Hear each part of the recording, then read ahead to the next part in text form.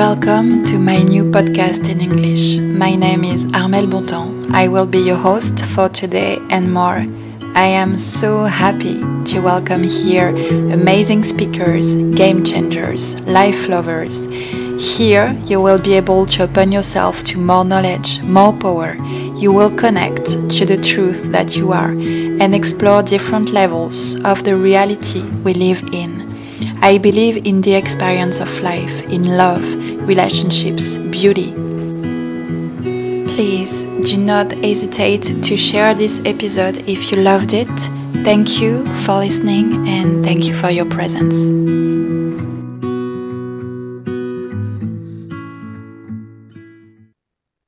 Okay, hello Katja, welcome.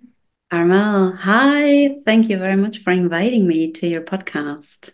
With pleasure, with pleasure. It's been a while since we've been talking about it, and you were the one, asking me if that would be interesting to come to the podcast to record something together.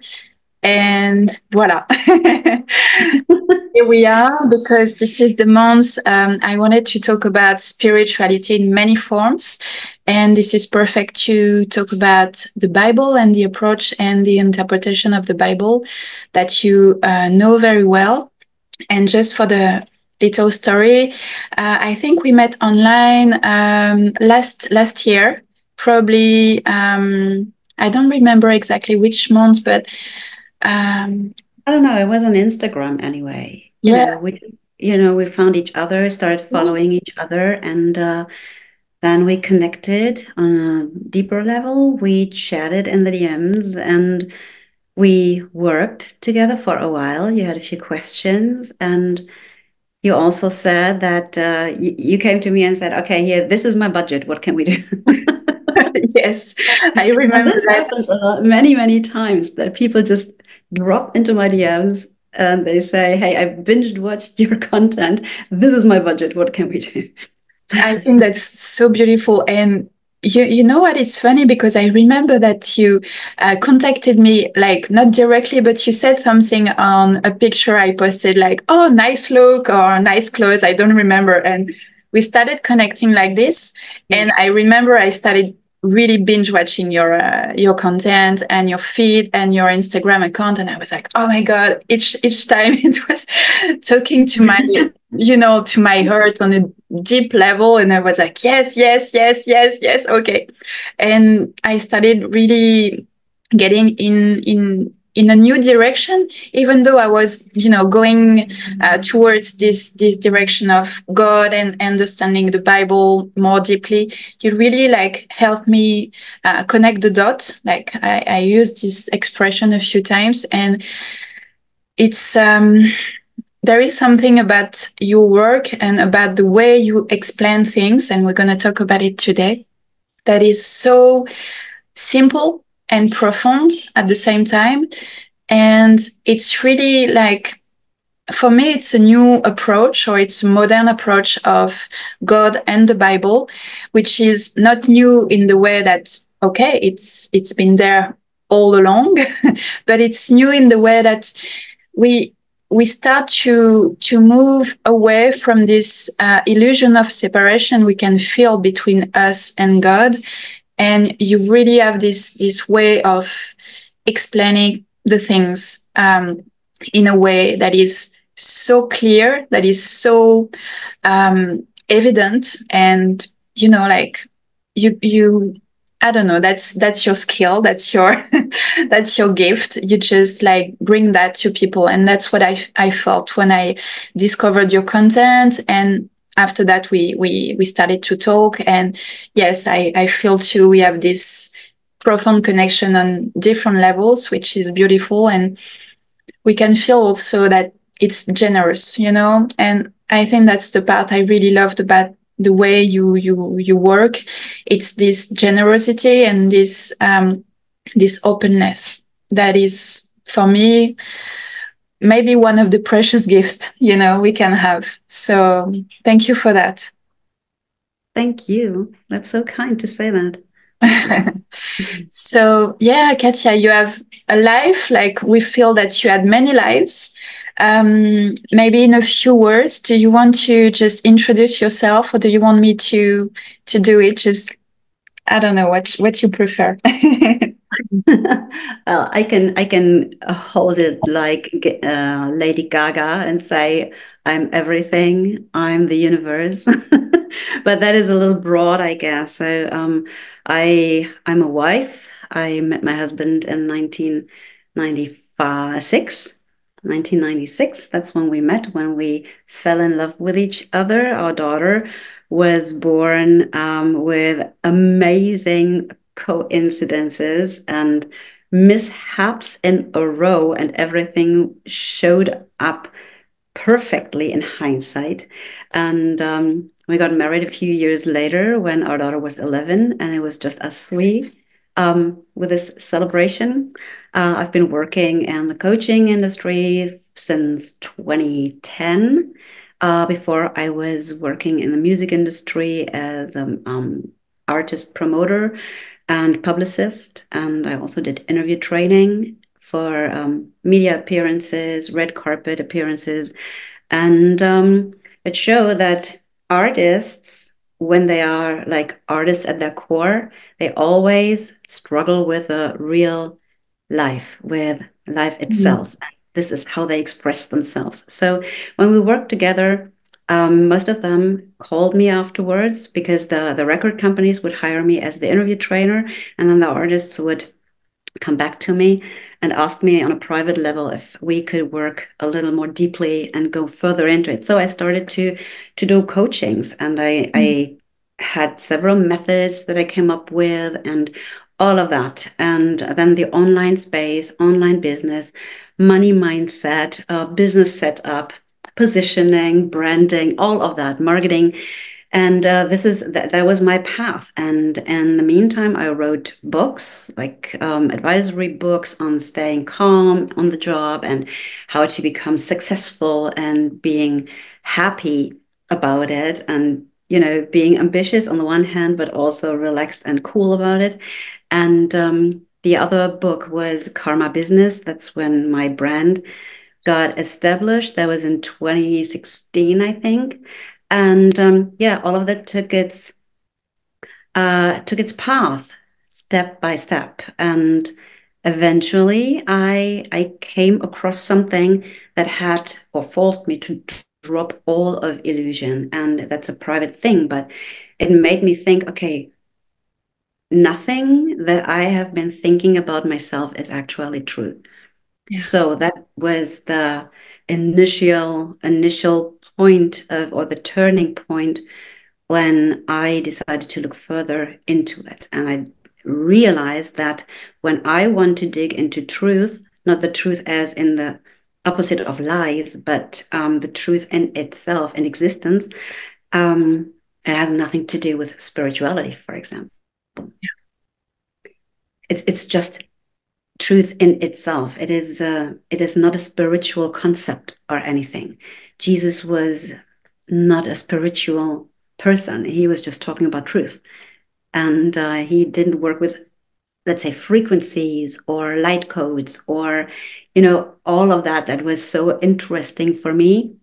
And that was so intriguing for me at first. I was working with a matrix and with codes and with, all of that, until I realized I don't need that. It's all fun and games, and it does its job in a specific way, but you always have to do something. And I found that if we just acknowledge our existence, we get closer and closer and closer to truth, to who humanity and we in human form really are. And that happened in 2020. Okay, so that's which is very interesting in your background is that you studied in a very materialistic profession, working on branding, working on all the aspects that how to develop your brand, how to just like work with all those marketing tools, and you just add this flip of consciousness, which is not completely it, but you just realize that that truth you are talking about, which is also my view now of reality, is very clear. It's very simple when you think about it. But what was the what was your story also with Jesus and the Bible, and how did you end up, like focusing on this aspect of truth, and you realize that the Bible is actually full of truth, and that's the book you can use to, understand better the reality we live in. Well, I have always been intrigued by Jesus and his story. See, I was born on Easter Sunday, Okay. so celebration of Jesus has always been part of my life. And it see in Germany, we always had this movie on Easter, which is called Jesus of Nazareth. This is the story of him doing his wonders and then getting crucified. And I've been watching it over and over and over again. It always made me weep.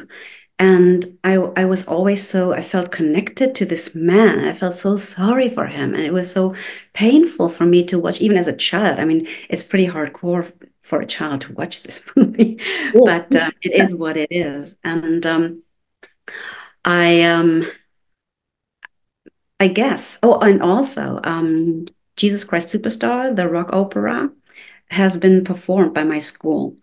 And I always loved it so much. And I listened to the music in the 70s and 80s over and over and over again. I think I can recite and sing along with all of the lyrics because it was so touching for me. And especially that song Gethsemane, when Jesus is realizing what's coming up for him, and where he is becoming really, really human with all of his fears and all of his pain, and asking, hey, if you could take this cup away from me that's coming up, please let me know why I should die, and please let me not die. And it's a super touching song.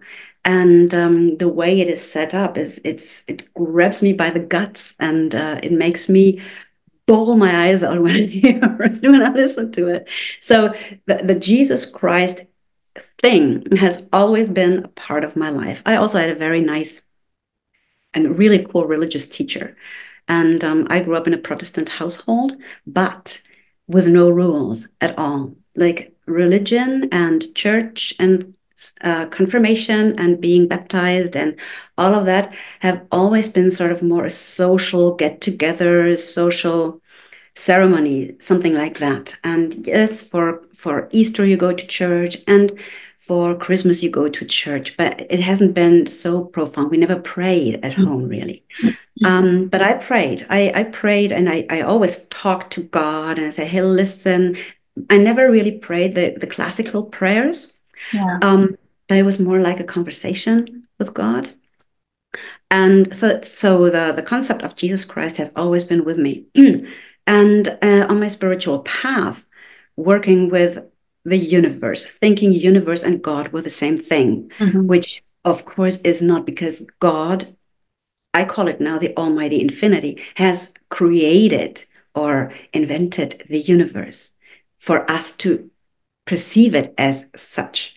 But the universe is just what it is, and it's not God, anyways. So, and my on my spiritual path, I came to see why, or I asked myself, why am I so avoiding or avoidant to the term God, and why am I um so disconnected from Jesus? What is it that Mm. holds me back so much? See, I was into Buddhism and into everything there is, and the power of the mind and consciousness and manifestation, money manifestation, and how to do all this. And everything I was talking about led me to doing something and being a better person, being someone with a better understanding, with better knowledge, and all of that. So I started to look into Christ, what Christ actually means, that and Christ consciousness, that this is a state of being, a state of existence, and that this state of existence has a massive truth behind it, and that by listening or reading about what Jesus said, actually, you get to know that Jesus was the human form of this consciousness. And all of a sudden, everything just popped up. And I thought, hey, wait a minute. If this is the consciousness in human form, and if he says, I am with the Father, and me and the Father are one, and I am the truth and the way and the life, then I must be that too, right? Because he said also to his disciples, um, the Father is in me, I am in you, and you are in me. So, meaning everything is one, and that the perception of separation is just a complete illusion. Yeah. Pretty much it. That's So crazy. that's Yeah. when I started to really dig deep into it and questioning all of my beliefs, all of my methods, all of my doing, and all of my perception as in human form. Yeah. It's very profound, very intense, because you realize that this truth is actually so simple and so just right in front of our eyes, just there to be, like understood. And still there is so much illusion, so much separation, so much perception that we are separate from God, and that we are poor humans living a poor existence on earth and having no power whatsoever on what's going to happen in our lives, which is actually very complex, because when you read the Bible, like, non-metaphorically, and you just read it and say, okay, wow, I'm a human and God is my father and is super powerful and I don't have any power, which is very complicated for people who just like acknowledge this sense that God is bigger than us. And it's been creating so much separation for decades, for centuries. And why do you think this is so complicated, to understand the Bible? And maybe I have this feeling, you're going to tell me what you feel, but I have this feeling that, it requires for us to be even more, um, to go deeper in the understanding, and to just like read between the words and be able to, like play this game. And okay, Absolutely. yeah. Yeah, absolutely. I think, first of all, the Bible is so closely connected to Christianity and this religion that people who wish to expand in their spirituality and who wish to know truth and to have an impact on the world kind of dislike the idea of taking that very book and looking into it because it is so connected to rules and requirements and patriarchy too. Many say, it is so suppressing, actually, suppressing the humankind, that we, by reading the Bible, we have the feeling that we can't do anything. But this is just the way in Christianity you would have a look at the Bible, read it, and read of a history and look at it as a history book. This is what happened in a time span. But when we take into consideration that time is not really existing, that everything takes place all at once in one single moment while we speak, it comes across as a time span, but it is not. This is why I love the movie title Everything Everywhere All at Once that had an Oscar last year, I think. And this is actually really what happens. Everything is everywhere all at once. And this concept of looking towards life gives you the true power, because you don't see. Also with prayer, many people think that praying means that you beg and ask for something that you don't have, or for mercy, for grace, for health. But praying the way Jesus, like the human form of God, taught the disciples and the other people, is commanding, Mm. give us our daily bread, lead us not into temptation. It's a command. And it is as if you were talking to yourself and talking to this instance that we have within us, this institution called ego, that is always trying to trick us into knowing better than the almighty infinity. So this is why I'll always say that the ego, like everything that comes from the human mind, not the divine brain, the omnipresent brain, but the divine, the human brain, it's like a covert narcissist. You Yeah. know, it love bombs you, it devalues you, it gaslights you, it gives you an idea how to be better, then it drops interest in you, discards you, and then it sneakily comes back and gives you all these things that you want. And also it pretends to give you wisdom, it pretends to give you knowledge and joy and all of that. Yeah. And you get the idea of, oh, okay, my ego wants good for me, it wants me to grow and to be stronger than I was yesterday and become a good person. So Yeah. this is pretty much it. Having time and mind that does not exist, having the ego be the talker in your head, or in the thing that you perceive as head, and seeing the almighty infinity as perfection in itself. Yeah. And that's what I was asking you when we were preparing this podcast, this interview. Why do you think this is so hard for people to rely on the Bible and read the Bible nowadays? Why is it so difficult? I think um, Mm.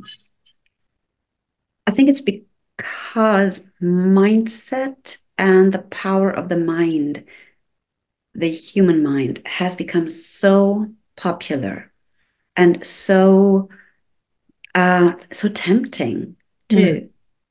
And you train your mind, you affirm, you think positive, you see the positive in everything.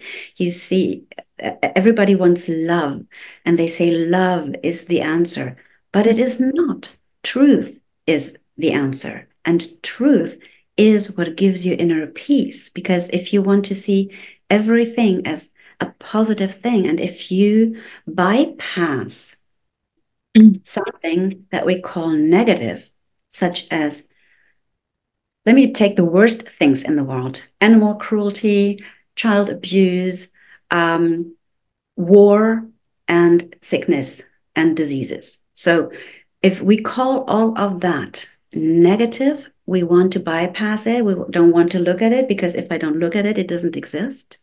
But it does exist in 3D. Yeah. And it all needs, apparently, out of my human liking, it needs to apparently take place in order for this perfection in a wholeness to be whole in itself. Because with all of the bad things, aspects like forgiveness, mercy, grace, all of that wouldn't would be obsolete, right? It wouldn't Mm. have a reason to exist. So in the perfection, which does not mean perfection for us, for our human brain, like Yeah. everything's great, but perfection as in whole and without any lack, all these things must apparently be there, only that we as humans perceive them as awful. Yeah, and we're going to talk about wars, about suffering and violence.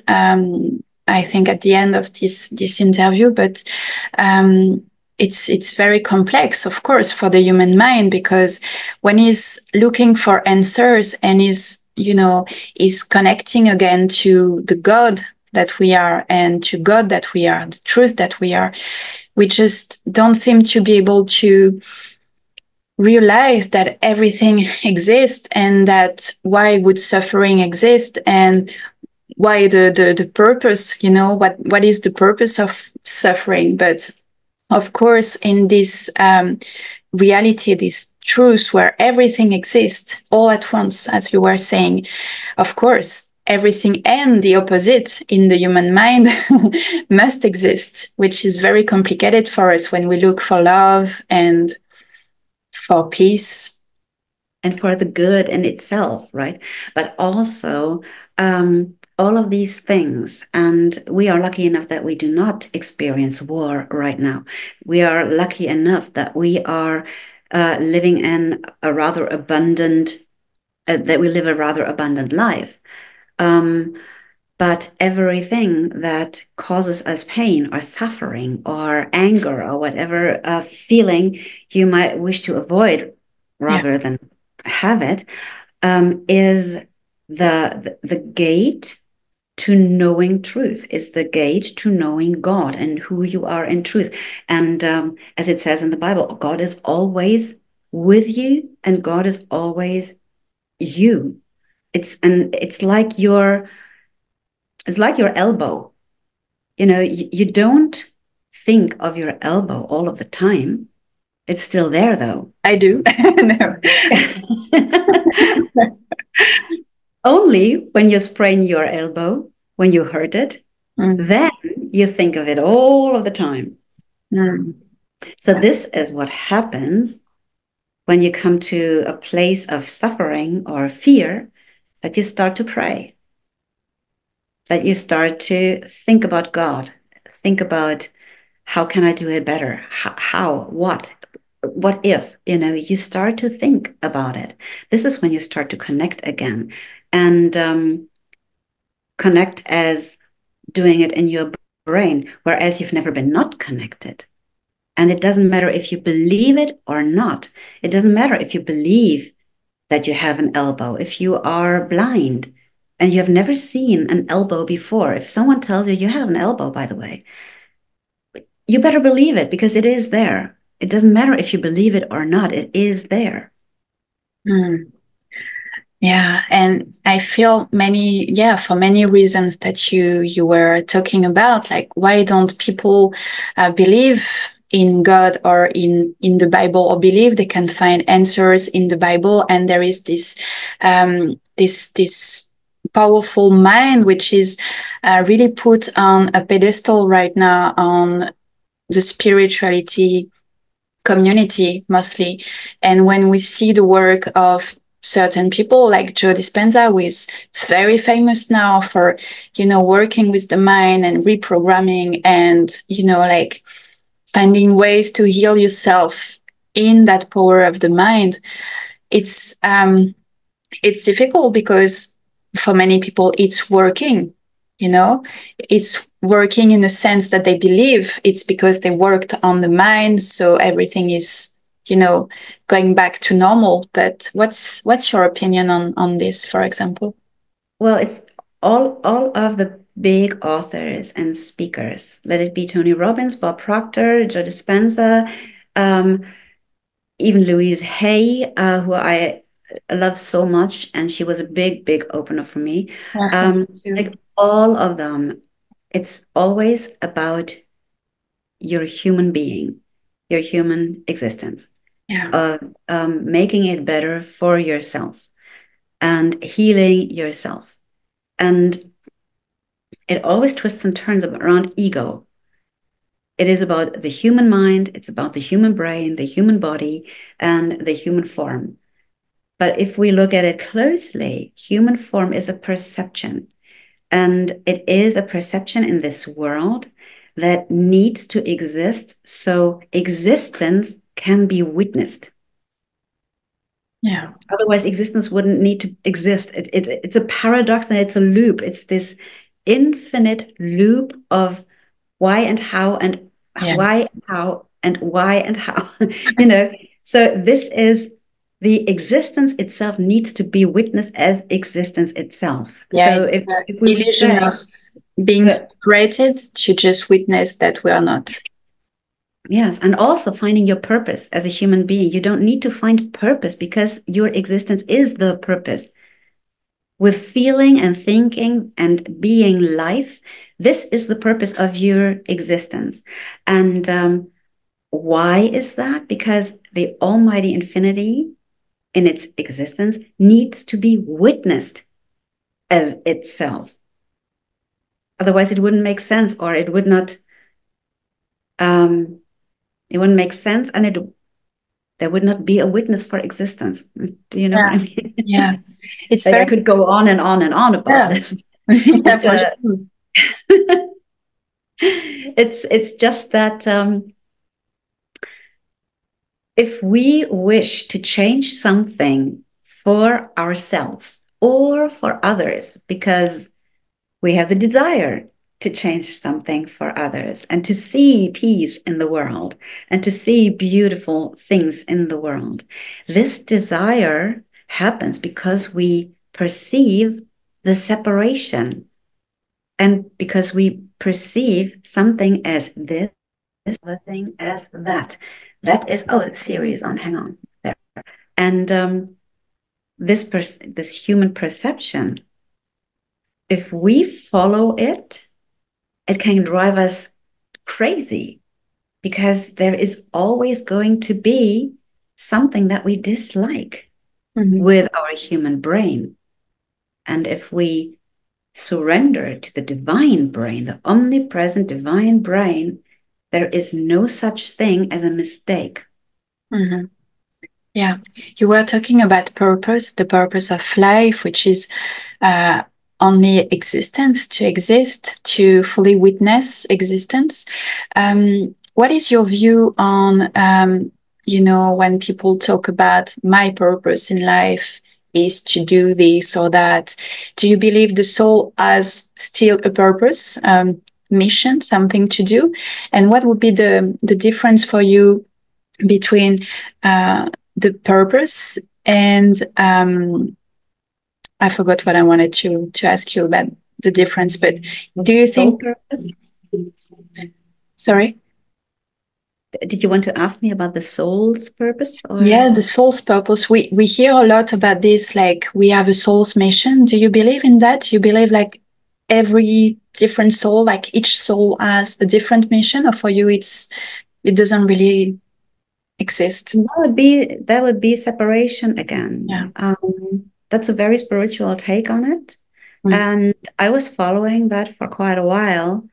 However, I didn't get to come to a satisfying answer. And I think the reason why that is that if we consider ourselves with individual souls, Mm. we are in separation again. Of course, yeah. Because our brain wants us to believe that there are individual souls that are on the one hand connected, but on the other hand with different purposes.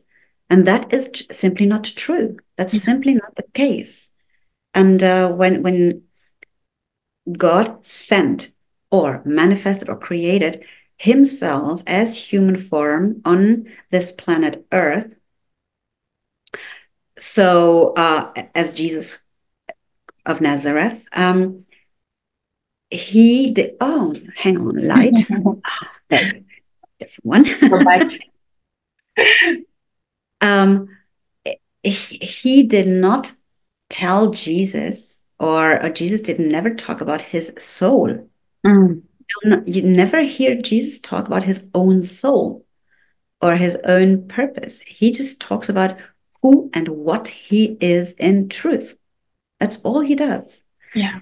And he had to appear on earth because people would be able to relate more. And I'm talking as if this happened in the past, when before I said everything happens at once. And this is something that is also in the Bible. Hang on. I just screenshotted it today. Where is it?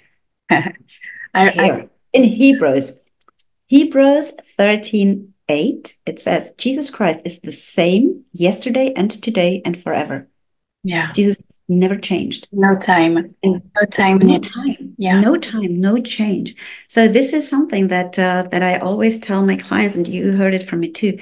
If we want change, or also this visual statement, be the change you want to see in the world.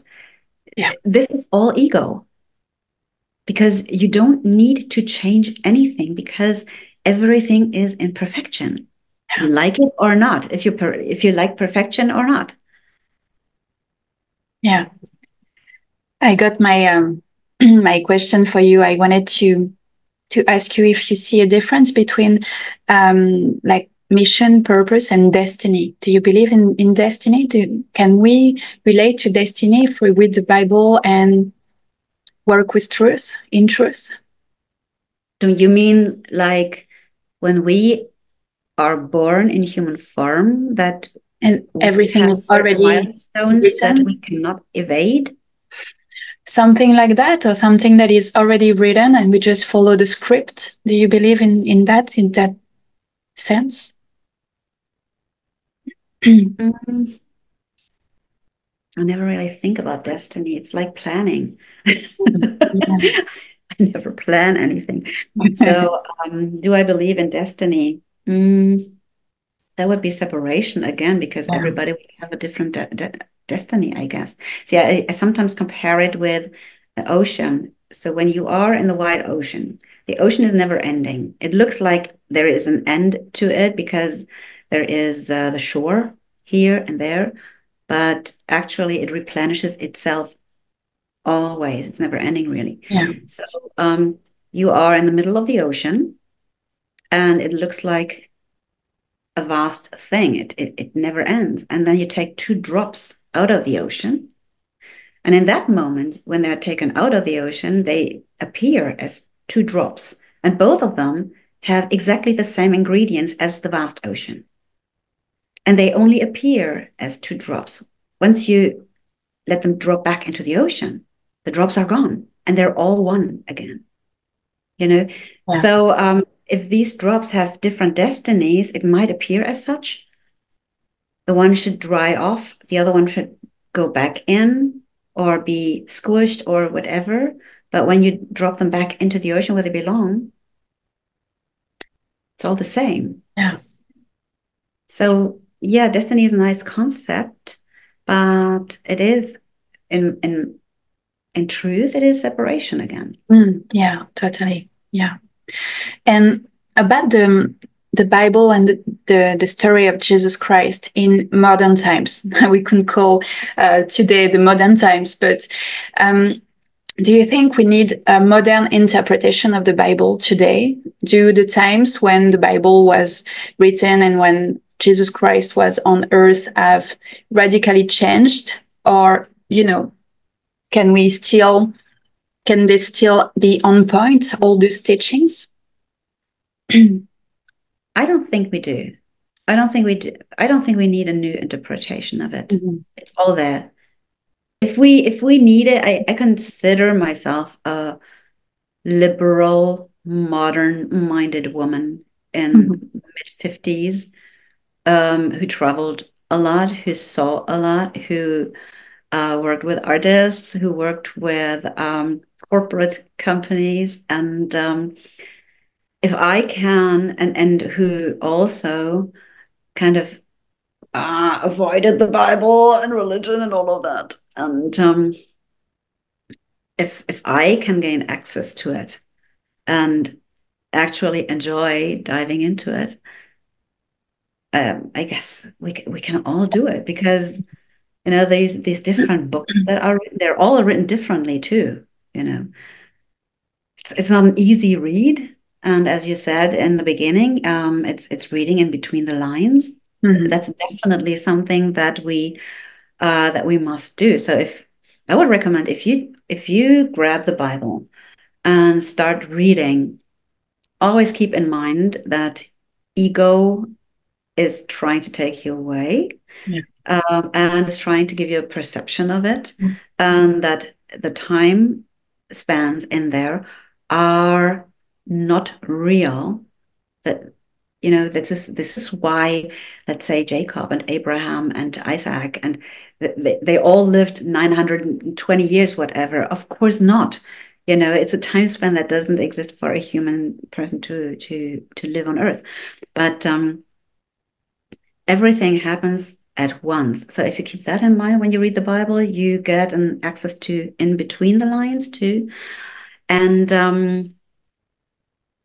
also when we talk about when the Bible talks about Satan, for example, or Mhm. the evil or the devil, stuff like that always seemed so, oh gee, I didn't even want to go into it because it's so religious and so it looks so, I mean, I don't know how to put it in words. So this was definitely something that I wanted to avoid. But actually, the the ego, that human brain, the whisperer in it, that is what is being to what needs to be to avoided. So when we pray and lead us not into temptation, but deliver us from evil. That means let us not be tempted by our own mind, the human mind, because that is the true covert narcissist that wants to gaslight you, devalue you, love bomb you, Mhm. and drop you when it wants to. And so when we have that in mind when we read the Bible, everything becomes pretty clear. Yeah. Yeah, And it's then it becomes a pretty easy read too. Also, when we read, I don't know, Genesis, like the first book of Moses, the story Mhm. of creation, where everything is being done in several days. Well, of course not, because everything, boom, Yeah. happens at once. And Adam and Eve are the masculine and the feminine principle, giving and taking, you know. Yeah. So you just look at it differently. Yeah, yeah, totally. Yeah. When you just realize that time doesn't exist fully on the God perspective, the God truth Yeah. is of course everything is completely different. And Katja, we're gonna end this first part on Christ consciousness. What exactly we mean when we talk about Christ consciousness, and is it accessible to everyone, and is it needed for everyone? What's your view on that, and what is it that we call Christ consciousness, and can we relate to these terms in the Bible? Because in the Bible, of course, we don't read those terms, Christ Yeah. consciousness. Yeah, the word consciousness doesn't exist in the Bible. There are several words that we can also narcissist, Yeah. like psychological words don't exist in the Bible. However, there is talk about not lying, not killing, not envying someone, not, very interesting, by the way. It also says in the commandments, honor your father and your mother. It does not say love your father and mother. So Mhm. everybody or anybody who's watching and has a hard time with their upbringing, their parents, maybe a dysfunctional family, and has this inner conflict. I should love my mother or father and can't say I do. Don't worry. The only thing you need to do is honor your parents as them being your parents. You can't help it. Well, that's the way it is. Yeah. But so Beautiful. Thank you for that. so that might be helpful for some. And how did I get there now? Oh, the Christ consciousness. Christ It consciousness. is, yeah, it's being aware in human form how you exist and how you are never separate from anything and how you are never not God because you can't. So it's the same thing with the elbow, for example. You use your 3D perception, your pain, your suffering, your wishes, your desires, your goals, everything, your achievements, um, your money status as the gate to knowing and being aware that you are not separate from anything and that everything, I always call it being indifferent, that everything is worth the same thing because it is all the same. Being broke, the same as being rich. Being male, so same as being female. Being an entrepreneur, same as being not an entrepreneur. Being success, all of that. It's all the same. However, the human brain wants us to perceive it differently and sends us these different informations. Yeah, it's going back to this neutrality of things, and without any judgment we can put on, okay, I'm poor, I'm rich, I'm this and that, and find this indifference. I like this way of, explaining it. And do you think, Whereas, do you mind if very good. I Yeah. add something to that, a spice? Because when you say being neutral, that often comes across as not feeling anything. Mm, And that's hard to do for people. yeah. You can achieve that by practicing mindfulness, practicing meditation, all of that. But that is a more Buddhistic take on that. It's more the really indifference, being absolutely indifferent Yeah. about things, and this, you know, being or knowing that there is no difference. See, what I see very often on the internet and in the spiritual realm and spiritual growth, on the one hand, it's all about the mind and the power of the mind connected with the universe and God and all of it and frequencies. So they take a big chunk of the Buddhistic approach, but not taking into consideration that Buddhism is an atheist religion.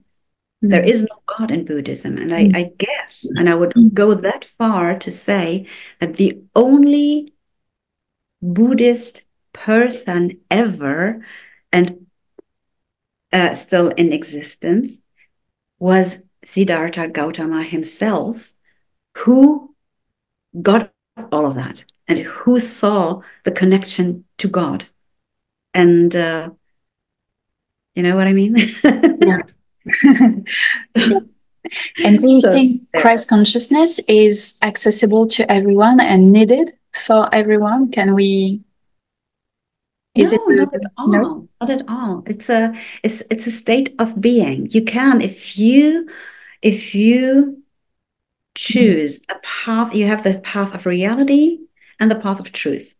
And both are indifferent to each other. If you choose the path of reality, you keep going doing the things you want. You set your goals, you follow your goals, you align with your goals, you do all the healing and mindset stuff and set up your strategies and methods. And that's fine. You can do that until the end of your days. But if you choose the path of truth, none of that is relevant any longer. It is much easier, it's much simpler, it is much straightforward, and there is no doing required, no doing in order to. So there is this movie called The Matrix, and in that movie they talk about the blue pill and the red yeah. pill, and this is exactly it. You either stick with your life the way it is and create it as a beautiful thing, try to enjoy it, and have it a normal thing.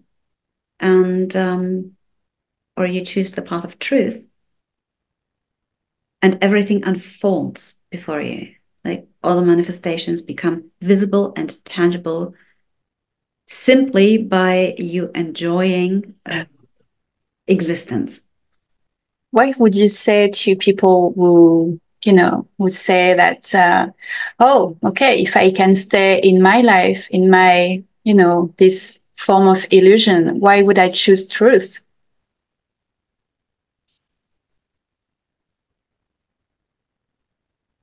You don't have to. Mhm. Mm, it's it's like Jesus experienced this, you know.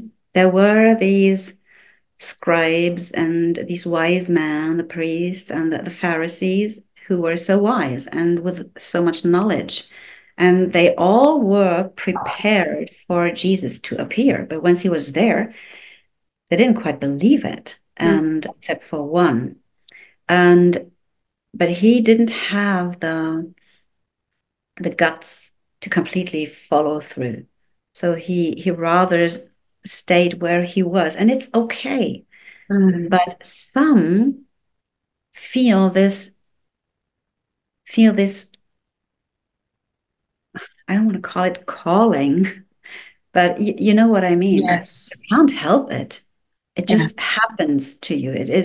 It's like the Holy Spirit Yeah. running into you, forcing you to look deeper into it. And all of a sudden you speak a different language. You choose Okay. different words. You're understood by different people. Yeah. People beforehand all of a sudden think you're gone crazy. You had too much, you smoked too much weed. You know, yeah, that's what happened to the disciples when they were in the upper room and they were hit by the Holy Spirit. Yeah, you're right. Actually, what I feel in my own perspective is that you don't choose from your human side. It just happens. For me, this awakening just happened.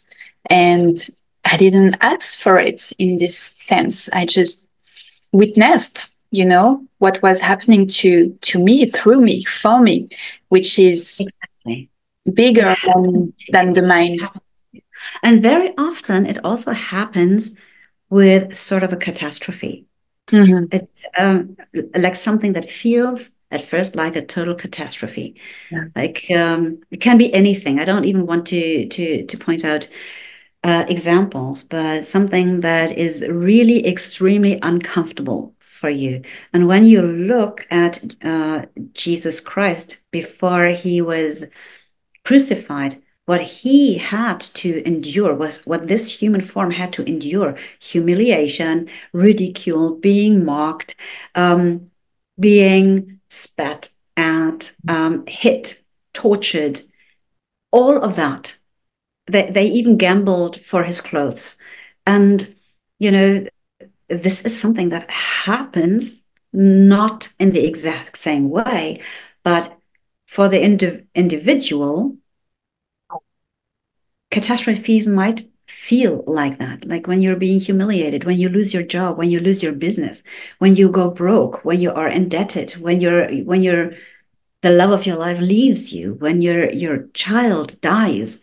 Like catastrophes, they are the gate to truth, and you Yeah. normally cannot help it.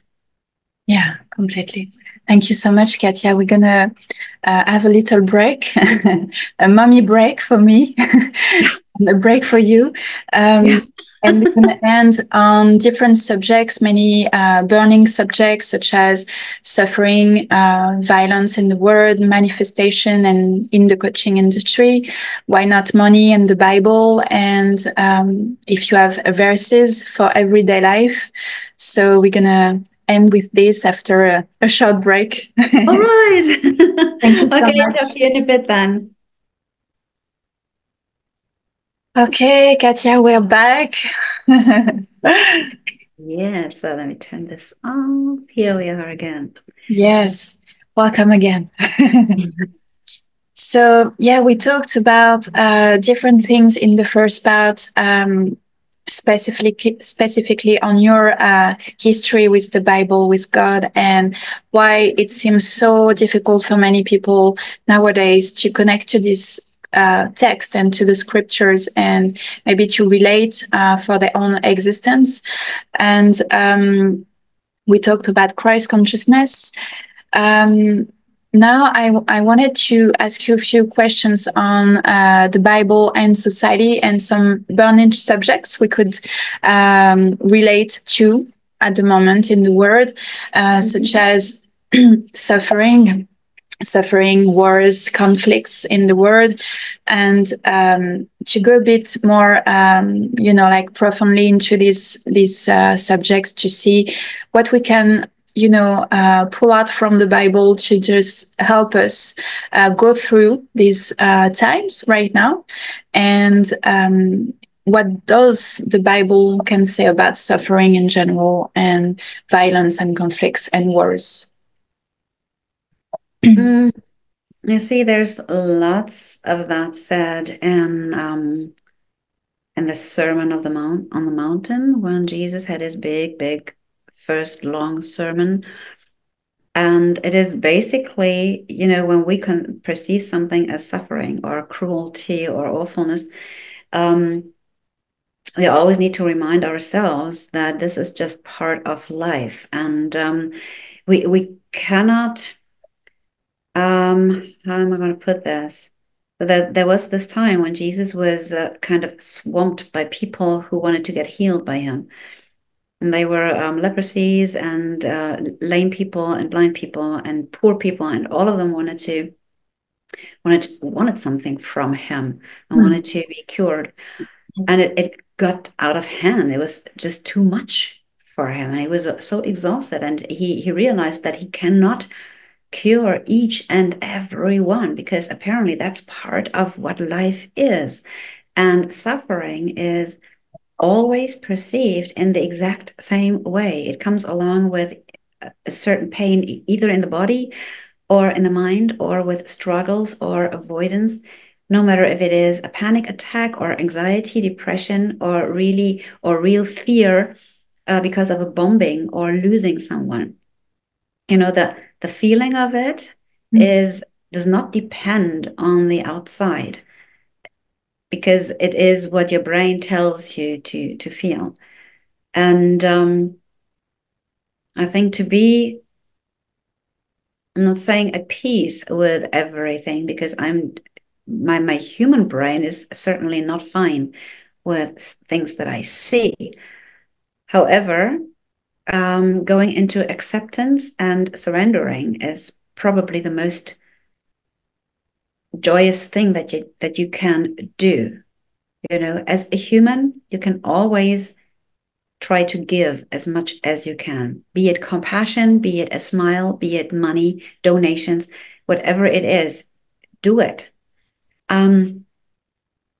But there is this one psalm which is super popular. It's almost like a pop song. It's Psalm 23.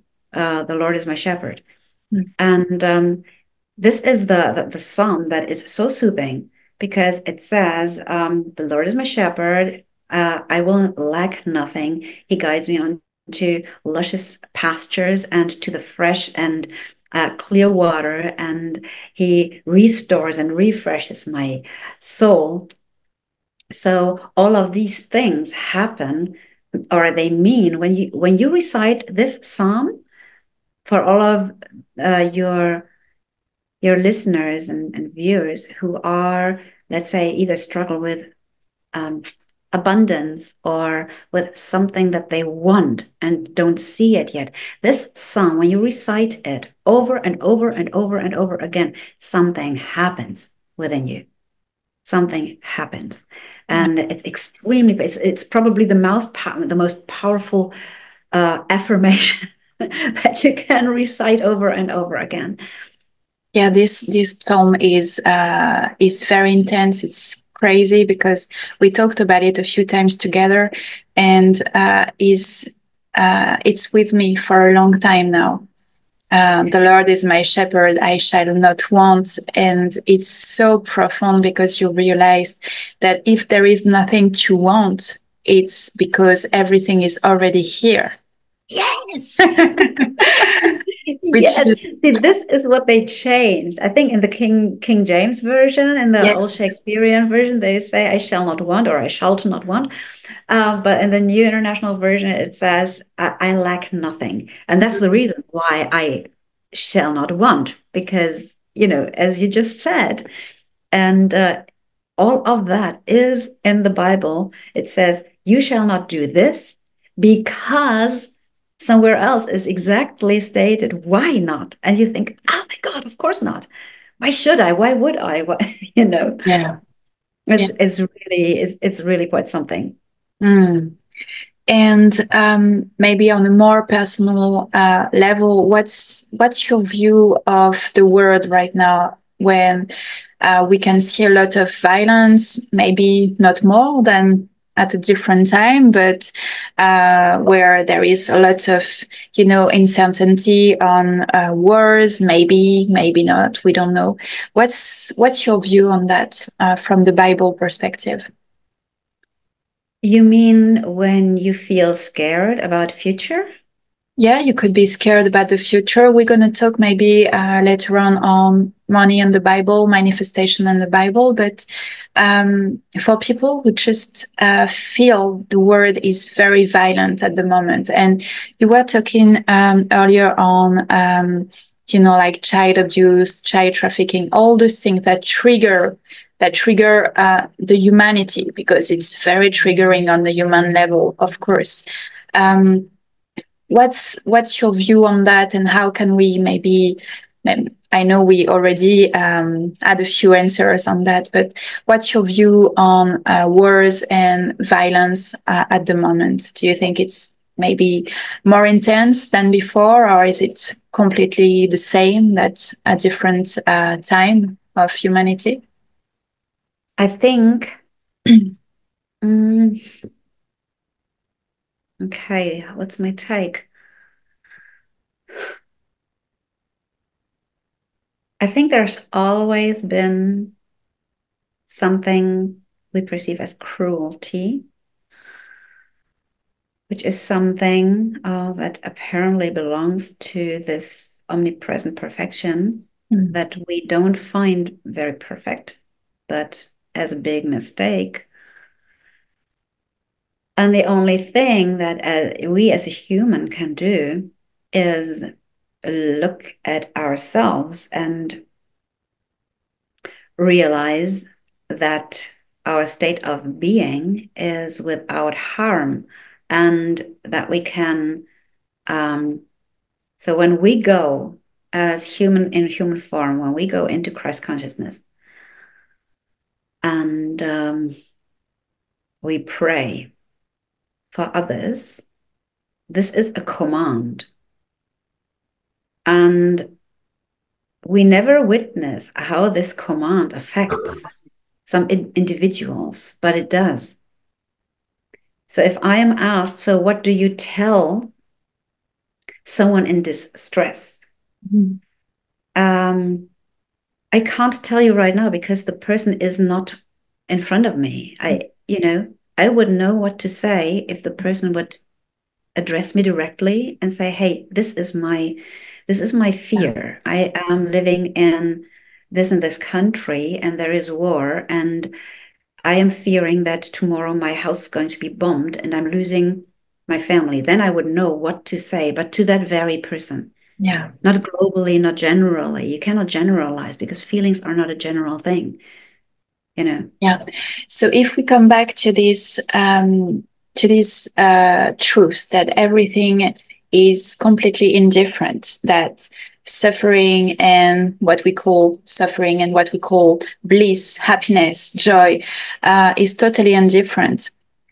Is it really necessary to find healing and to find all the stuff? Is it you know do we really need to do that? And you were talking about prayer, that is not prayers in themselves, but commanding as God, from this voice of um, Almighty, and everything is already done. Can we command for us, for others? And if so, is there anything we can do and we need to do? With regards to healing, first of all, we don't need to, when we know that what we are in truth, God, we don't need to heal anything about ourselves, because whatever we perceive as sickness or disease or pain is a creation by the ego. And once we realize that, and when we see that being healthy and sick is exactly the same thing, this symptom, um, the symptoms reduces itself. So Mm. this is exactly how Jesus healed, spontaneously, instantly. He did not use any frequency, or he didn't channel God's energy or anything. This is just his awareness of being that enabled him to make the lame walk. He said, "Do you want to walk? Pick up your mat and walk." Yeah. The blind, the dead, raising from the dead. So this is something that we can achieve. We can achieve it for ourselves, but we can also achieve it for others. But always knowing that the symptom is only the gate to something bigger. There is not a real healing necessary, because Yeah. the symptom is not actually, in truth, there. So this is what I did. For examples for myself, I was at a fencing competition. I went fast backwards. I tripped. Okay. I fell, and I held myself with my right hand, and it was um, probably sprained, I guess. Well, at first I didn't realize that I was injured, and I kept going with my competition, and I wasn't in pain because the adrenaline was so high. Then on my way back, I was in awful pain. I was really sitting in the train. I was fighting my tears because I couldn't move my hand anymore. Anyways, I went home, and I went into this. I reminded myself of who and what I am in truth. And this pain is something my ego is sending me to remind me of my wrist, to remind me of God, of who I am. And I woke up and everything was gone. Mm. So I could go like this again and so Yeah. on. And cynics could say, well, apparently your injury wasn't that bad. Yes, apparently not. But same with every single other thing. This is how healing works. It is not a process. If it's real healing, it's done in an instant.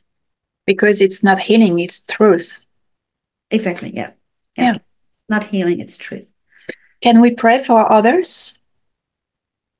Yeah, we can command unto others. Yes. So if someone comes to me and says, "Listen, this is my situation. The situation makes me sad, or I'm longing for something, and this longing gives me pain because I want to see something that I don't see." Then I command unto, for example, my clients, and they get to see, you know. So, for example, one client told me how much he would love in his ego to experience. He loves great hotels, and he loves the luscious vegetation and palm trees and beaches and all of that. But he doesn't have the cash to have this sort of lifestyle. And I say, well, sometimes, this lifestyle doesn't have to happen with cash being involved. So what happened was he got invited to Hawaii.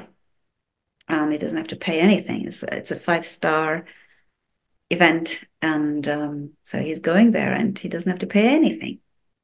Things like that happen, or I have plenty of these stories, and that has nothing to do with me, Katja. I'm not doing anything. It's just that I remember that a person is me, that everything is there, and I command this picture or reality onto that person. but I don't do it from my Mhm. from my own idea. Yeah. So yeah, we can pray So for others and command unto others. yeah, Absolutely. basically, this could mean that we command unto others for them to experience God. Yes, pretty much. Yeah, that's it. And see, when Jesus Christ performed his miracles, I think it was Simon who was the fisherman, and couldn't he didn't catch anything, and he was big indebted. Like he was in a nasty situation. So what Jesus did was he commanded him to go there, do this, and all of a sudden this fish overflow was happening. But that's not because Jesus was kind of a wizard or had a trick, but he knew that no fish is exactly the same as lots of fish. No difference, indifferent. Or when they were in Cana at the wedding, um, there was no the wine was gone and they only had water. So with knowing that water and wine are exactly the same thing, no difference, indifferent, that's how he could manifest the wine into the what are they called, Jars. um, whatever they are, but he Yeah. turned water into wine, but he didn't turn it. He just made appear that liquid as wanted, as desired, Yeah, but no. not for himself. You know, he never did anything for himself because he knew who he was. Yeah. Yeah, it's a complete different. It's a shift of consciousness for sure to realize that once you become indifferent to what is, everything is there at the same Everything is time. there. He says it. I'm the bread. Mm. I'm the wine. I am the blood. I am the lamb. I'm the life. I'm the truth. I'm everything. And it's all there. So you are the picture. You are what you eat. You are my plants. All of that, it's there's no difference. It's all the same thing. And with knowing that, you can really command and have things happen and materialize, because actually they don't even have to materialize because the material is also already there. Yeah. It Yeah. just shows up. Yeah. It shows up in your brain, which is also a perception of the mind, which is above You that. get Yeah. to, it's becoming visible and tangible. And Mhm. there it is.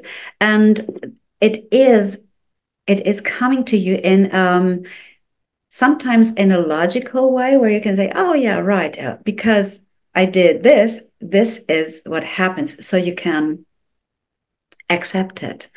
But sometimes it comes in a totally illogical way where you think, how did that happen? Opening your bank account and all of a sudden you're not in debts, but the minus is all of a sudden a plus. And you think, well, what happened? I don't know what happened.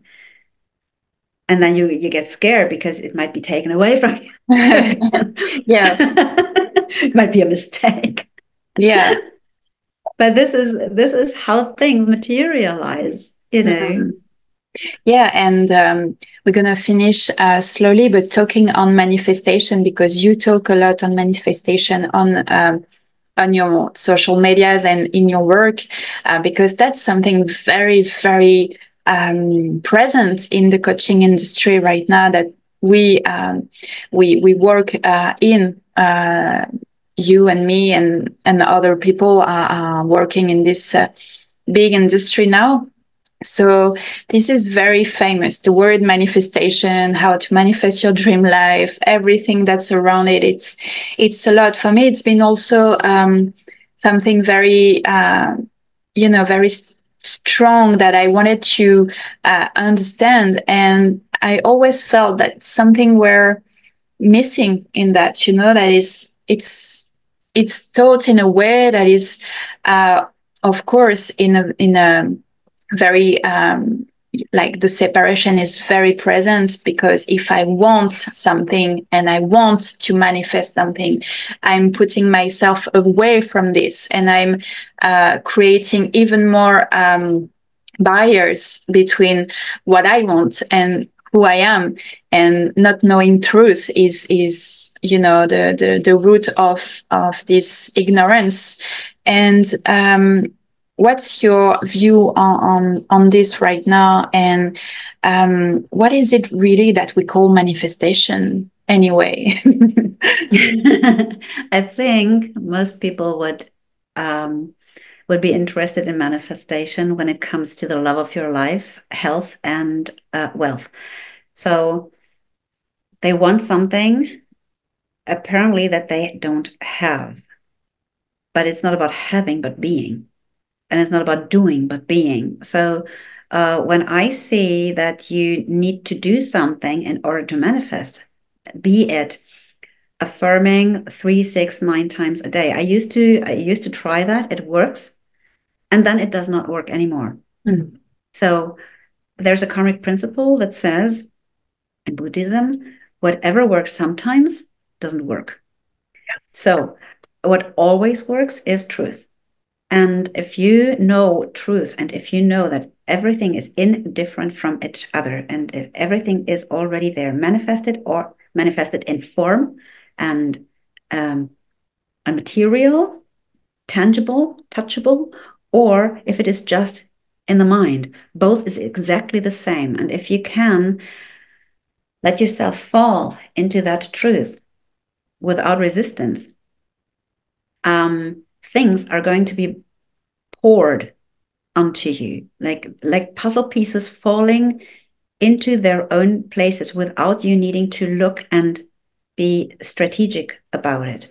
You don't need a certain code, a certain light, a certain time, you don't need anything, because this simple knowing and witnessing this existence is what turns the abundance into being able to be seen and touched.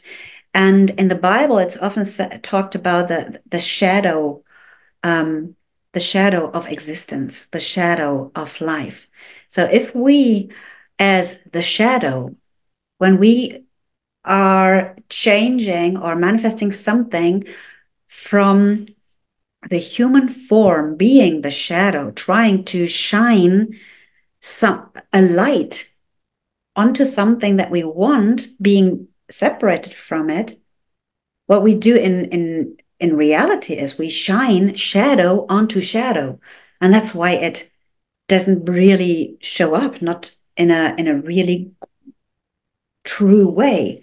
But when we shine the divine light onto it, then it must reveal itself in 3D reality.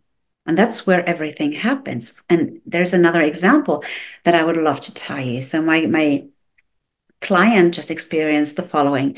She had a dispute with a service provider, and this service provider had promised her a result that did not happen. She claimed that she wanted to have her money back. And the service provider said, hey, listen, you should have done this and that. Then you would have gotten the result. So blame onto her, and responsibility, fair enough. She insisted on getting her money back. And she was going from there to there to there. She was doing the whole thing. And the bank wanted to get evidence so that they could help her. And I said to her, you can't give evidence to something that didn't happen. That, how do you want to prove it? I would go like, what, it was about, I think it was 20 or 30,000 euros, like a considerable amount of money. So this is what happened. I said to her, first of all, feel how your resistance happens. When you say, okay, I'm not going to get my money back ever again, and because of that, my business is going to fail. Done. So how does your body react? It's your nervous system going to do something. So feel that. Let it set in your body without trying to let it pass through or let it go away. No, make it harder. If this is in your solar plexus area and your muscles get tense, make them even more tense, because after very, very tense comes very, very loose. It's like with the screw. After very, very tight, it's off. So this is what I told her. And then become indifferent, because having the 20, 30,000, not having it, it's exactly the same. Relax. So then she woke up with the idea, hey, I'm going to look at the contract again. And there was a passage that she took a screenshot of and she wanted to send it to her bank. That was very helpful to her. But before she could do that, she opened her Outlook, or her mail program, and there was a message from the bank telling her, "Hey, your provider has already transferred the amount of money without her needing to do anything. She has been in the doing, doing, doing, doing, but it happened by itself." And you could say, no, it did not. If she hadn't called them, if she hadn't been the initiator, that money wouldn't have found its way back to her. But actually, the truth is that the money was never gone. It was just a perception. And it made her experience this wanting and this desire and this anger and this existence. Yeah. But in the moment she got really indifferent, the money was able to show up again. It's beautiful. And it's so simple when you think about it. Just go through the experience, the emotions, everything. Go at the paroxysm of all those feelings and become indifferent and let it go. Same with anxiety. Like people who suffer with anxiety or have to deal with anxiety attacks, panic attacks, when you try to avoid them, they get even harder. They hit you even harder, and it becomes pretty much unbearable until you get into depression. So the only thing is you surrender to them. You feel your hands sweaty, your heart racing. You feel like you want to cry, you want to run away, you want to rip off your clothes, all of that. Yeah, that's it. And then it goes away. Yeah. Mm-hmm. Because cannot stay. You cannot hold your muscles tight, tight, tight, tight, tight all the time. They will get loose eventually. Yeah. And for people who fear the lack of money or not having enough, what does the Bible say about money in general? You mean the worth of money? Yeah, the fact of having it, and because I feel there is also this misconception on the Bible on money, which is maybe perceived as bad for many people. Oh, okay. Yeah, well, that's because many people say that there is a Bible passage that says money is the root of all evil. Yeah. But that's not what the Bible says. The Bible says the love for money is the root of Mm-hmm. all evil. So you cannot have love for money and love for truth. Yeah. You cannot serve Because, two masters.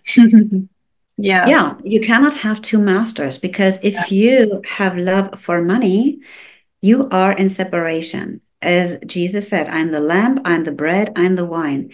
Same, you can say, I'm the money, I'm the wealth, I'm the person, I'm the million. Same thing. Mm. So if you are in separation, you start to love money and you start chasing it. But when you're in truth, you stop chasing it. And it must, because once you stop chasing it and you see money as truth, as part of truth, you are automatically shining divine light onto it. And it must show up one way or the other. You're either reimbursed, or you don't have to pay for something that you thought you have to pay for. You're given something, your income rises all of a sudden, Yeah. you are winning something. It shows up, it must. There's no way it cannot. Yeah, because you become indifferent. You become truth and you realize truth and you become indifferent to everything that could happen. Yes. Mm. And you know that there is no difference between you and money. And it's not a matter of frequency. It's not a matter of aligning to a certain frequency.